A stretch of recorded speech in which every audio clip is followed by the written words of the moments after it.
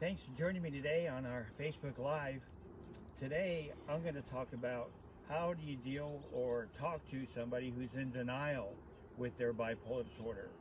And the reason I know that this happens a lot is that 50% of the people with bipolar disorder actually can't recognize that they have the illness. And so I'm going to talk something different than denial. I'm going to actually talk about having a lack of insight to the illness. And what lack of insight means is that for half of the people with bipolar disorder, they cannot know, they medically cannot know that they have the illness.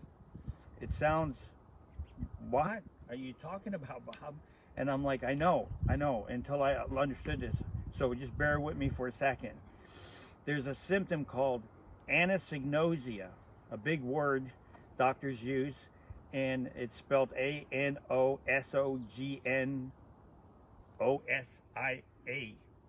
Gosh, if I got that right live, I'll be so happy with myself. Anosognosia, and it means lack of insight. And I'll give you an example where this came from. Stroke patients that have some part of their prefrontal lobe, wherever that is, I'm pointing here like I know, develop this symptom, and they can't know that they've had a stroke. So there have been many thousands of documented cases on stroke victims where they're paralyzed. Let's say they're paralyzed on the left-hand side due to their stroke. But because of anosognosia, because of this part of their prefrontal lobe, they cannot know that they have the illness. I mean, the doctor's telling them, right? They're in a hospital bed. The doctor says, you just have a stroke and you're paralyzed on the left side. That patient would say, no, I'm not. And the doctor would say, well, raise your left hand.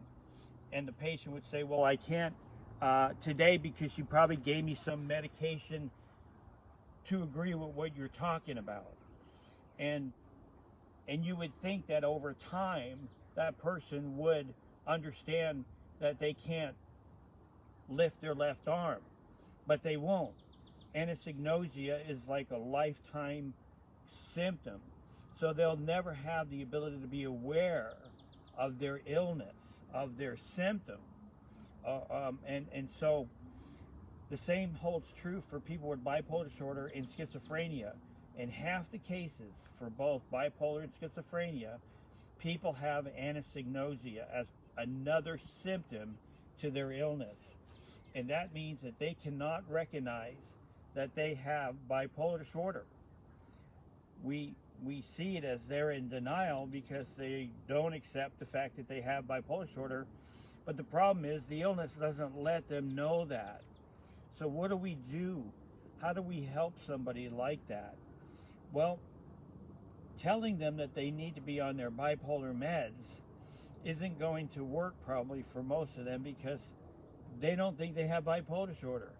And if I didn't think I had bipolar disorder and somebody was telling me to take a handful of psychotropic drugs every day that it's going to give me side effects galore, I would tell them, get lost. And that's probably what's happening in your conversations with your friend or loved one, your ill loved one. They can't recognize they have the illness. So the way I try to approach to help them is I tell them about my story. My story is basically I take the meds because I get to see my kids as long as I take them, meaning that my behavior is well enough that my kids want to be around me when I'm on my meds. So I no longer think of taking bipolar meds. I think of taking my kid meds, get to see my kid meds. And that's the whole reason I take my meds. Even if I got better, even if I felt like I got cured from bipolar, I would not stop taking my meds because I still want to see my kids.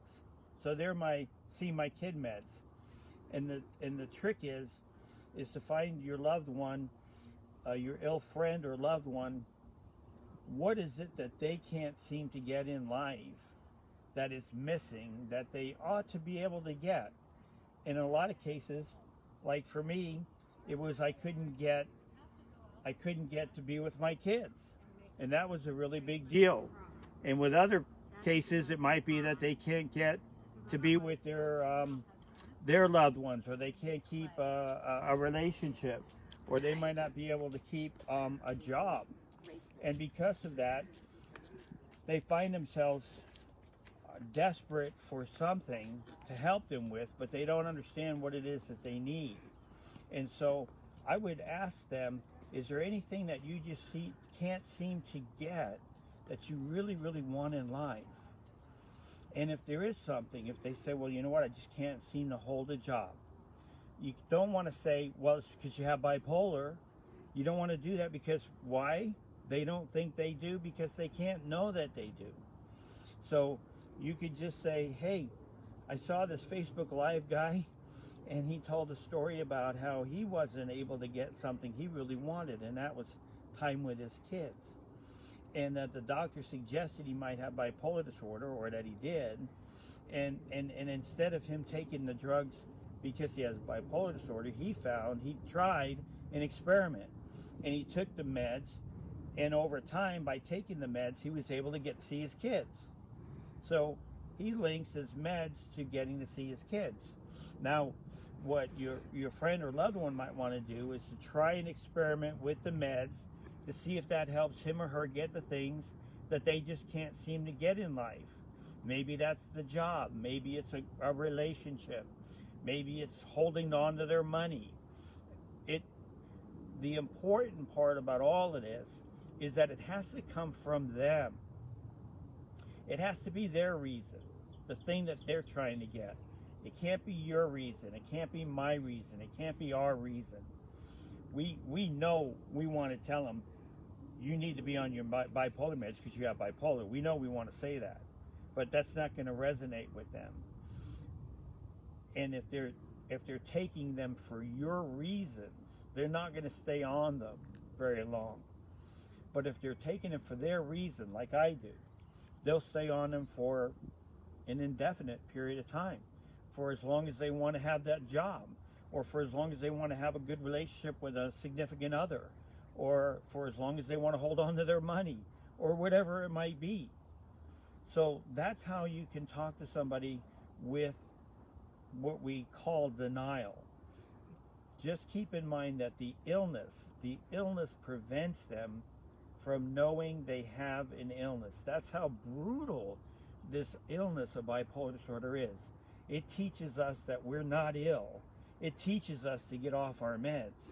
It isn't happy with us ever being happy. It wants to destroy our lives over and over and over and over and over again. So keep that in mind the next time you're having a conversation with your bipolar friend or loved one. See if you can reach out and find a thing that they need, that they're trying to get, that they can't get, and see if you can help them with some of the tips that I just shared with you today. It's great to be with you. Thanks for tuning in, and I'll see you on our next Facebook Live. Until then, take good care. Bye for now.